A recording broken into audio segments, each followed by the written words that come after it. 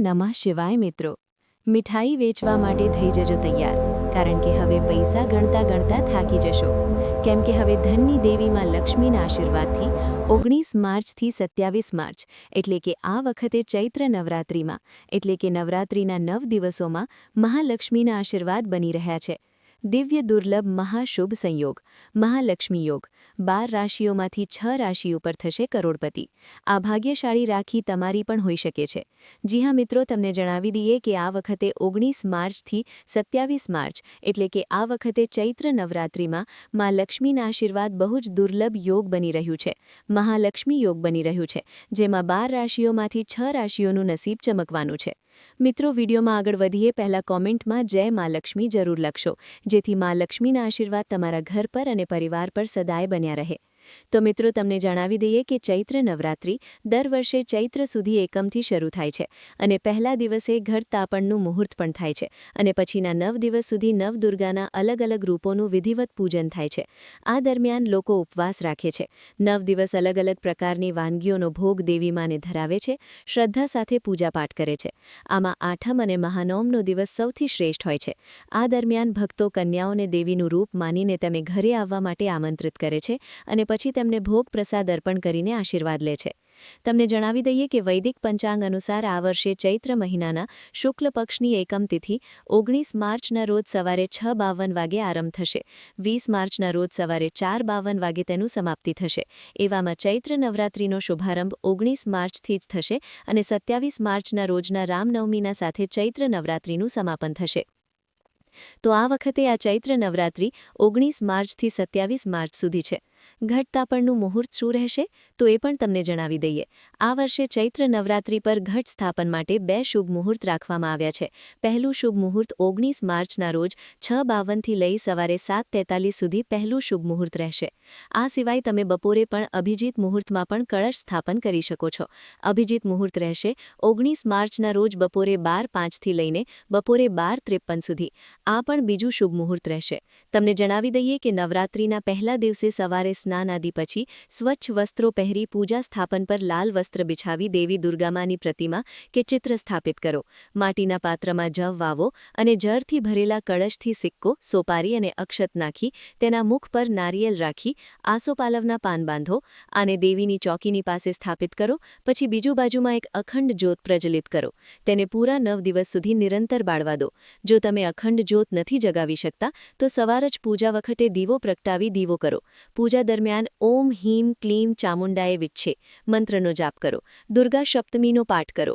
અંતમાં આરતીની સાથે પૂજાનું સમાપન કરો. આ જ પ્રકારે નવરાત્રિના 9 દિવસોમાં મહાદુર્ગાના 9 અલગ અલગ સ્વરૂપોની પૂજા થાય છે અને તેના જ વિધિવિધાનો અનુસાર દરરોજ સવારે પૂજાપાઠ કરવો જોઈએ. માતા રાણીની કૃપા વરસે છે, માતા લક્ષ્મીની કૃપા વરસે અને આ નવરાત્રિના 9 દિવસોમાં જેટલું થઈ શકે તમારે અન્ન, ધન, વસ્ત્રનું દાન પણ કરવું જોઈએ. ગરીબ જરૂરિયાતમંદ લોકોને મદદ કરવી જોઈએ, જેવું પણ તમારાથી બને, જે પણ તમારાથી બને. અને એક વાતનું બીજું ધ્યાન રાખો કે નવરાત્રિના 9 દિવસમાં બિલકુલ ના સતાવો. જો તમને કોઈ સારું નથી કરી શકતા તો ખોટું પણ ના કરો. પોતાની અંદર બધાએ પ્રત્યે દયાભાવ રાખો. અન્ન, ધન, વસ્ત્રનું દાન કરો, લોકોની મદદ કરો. માતા રાણી પ્રસન્ન થાય છે, ભક્તોની મનોકામના પૂર્ણ થાય છે અને કેટલાય લાખો કરોડો ગણો વ્યક્તિને પુણ્ય મળે છે જે દાન ધર્મ કરે છે નવરાત્રિના પવિત્ર 9 દિવસોમાં. તો શ્રદ્ધા ભાવદાન પુણ્યનો રાખો. માતા રાણીની કૃપા આવશ્યક વરસે, કારણ કે આ વખતે ચૈત્ર નવરાત્રિમાં ખૂબ જ શુભ સંયોગ છે. તો ઉપાય જરૂર કરજો. અન્ન, ધન, વસ્ત્રનું દાન કરજો. વિધિ વિધાનથી માતા રાણીની પૂજા કરજો. હવે દોસ્તો, આ વાત કરીએ તે 6 ખુશનમા અને ભાગ્યશાળી રાશિ વિશે જેના પર આ વખતે માતા લક્ષ્મીની કૃપા વરસથી. તો આ વખતે 9 દિવસોમાં 19 માર્ચથી 27 માર્ચ સુધી આ 6 રાશિઓ પર માતા લક્ષ્મીની કૃપા વરસવાની છે. પહેલી ભાગ્યશાળી રાશિ છે મેષ રાશિ. મેષ રાશિઓને જણાવવા માંગીશ કે આ વખતે આજે ચૈત્ર નવરાત્રિ છે ત્યાં સુધીનો સમય તમારા માટે ભાગ્યોદયનો સમય રહેશે, કારણ કે તમારી કુંડળીમાં જબરજસ્ત ધનલાભ પ્રાપ્તિના યોગ છે, જેના કારણે તમારા માટે 9 દિવસોનો સમય ઉત્તમ રહેશે. તમે આ સમયે કોઈ એવી વ્યક્તિના સંપર્કમાં આવી શકો છો જે તમારી સંપૂર્ણ દશા બદલી શકે છે. જીવનમાં કોઈ પણ વસ્તુની ખોટ રહેશે નહીં. નસીબમાં એવા બદલાવ આવશે, દરેક જગ્યાએથી તમને લાભ થશે અને તમારું વિદેશ જવાનું સપનું પણ પૂરું થશે. તમને મનગમતી નોકરી પણ મળી શકે છે. ત્રીજી ભાગ્યશાળી રાશિની વાત કરીએ તો તે રાશિ અહીંયા સિંહ રાશિ છે.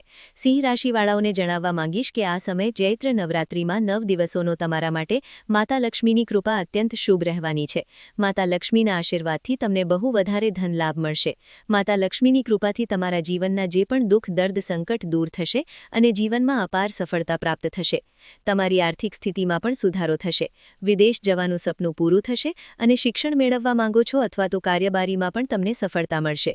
ચોથી જે ભાગ્યશાળી રાશિની વાત કરીએ તો આ રાશિ અહીંયા કન્યા રાશિ છે. કન્યા રાશિવાળાઓને જણાવતા માંગશું માતા લક્ષ્મીની અતિમ કૃપાથી તમારી ઉપર આ વખતે ચૈત્ર નવરાત્રિમાં પડી રહી છે. એટલે કે 9 દિવસોનો સમય તમારા માટે બહુ જ ધન પ્રાપ્તિથી ભરેલો છે. જીવનમાં આવનારા તમામ પ્રકારના દુઃખોમાંથી તમને મુક્તિ મળશે. માતા ખુદ લક્ષ્મી તમારા દુઃખો દૂર કરશે. સમજી લો તમારા માટે દાંપત્ય જીવન, અંગત જીવન, સાર્વજનિક જીવન, વ્યાપારીમાં સુધારો થશે, નોકરીમાં મોટી તક મળશે, પ્રમોશન મળશે, પગારમાં વધારો થશે. પાંચમી ભાગ્યશાળી રાશિની વાત કરીએ તો ભાગ્યશાળી રાશિ અહીંયા તુલા છે.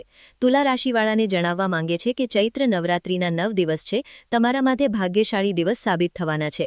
તમે જો પૂર્વમાં મહેનત કરી છે તે અનુસાર તમને પુણ્ય મળશે, ધન પ્રાપ્તિ થશે, આર્થિક સ્થિતિ પહેલા કરતાં સારી થશે, સંતાન દંપતીને સંતાન પ્રાપ્તિ સંબંધી મોટી ખુશખબરી મળશે. જે લોકો નોકરીની શોધમાં છે તેમને મનગમતી નોકરી મળશે. જો લોકો પહેલાથી નોકરી કરી રહ્યા છે તેમને મોટી સફળતા મળશે. છઠ્ઠી ભાગ્યશાળી છે કુંભ રાશિ. કુંભ રાશિને જણાવવા માંગીશ કે આ સમય ચૈત્ર નવરાત્રિ એટલે કે એ સમય તમારા માટે બેહદ ભાગ્યશાળી સમય સાબિત થશે. તમારા જીવનમાં તમને એટલી મોટી ખુશખબરી મળશે કે જે તમને સાંભળીને તમારાથી જે ઈર્ષાનો ભાવ કરે છે તે દૂર થશે. પગારમાં વધારે થશે, નવું વાહન તમે ખરીદશો, મકાન પ્રોપર્ટી પણ ખરીદી શકો છો. એવા દુર્લભ યોગ કુંભ રાશિવાળા માટે બની રહ્યા છે. દોસ્તો, વિડીયો પસંદ આવે તો વિડીયોને લાઇક, સબસ્ક્રાઇબ કરો નવા વિડીયો જોવા માટે.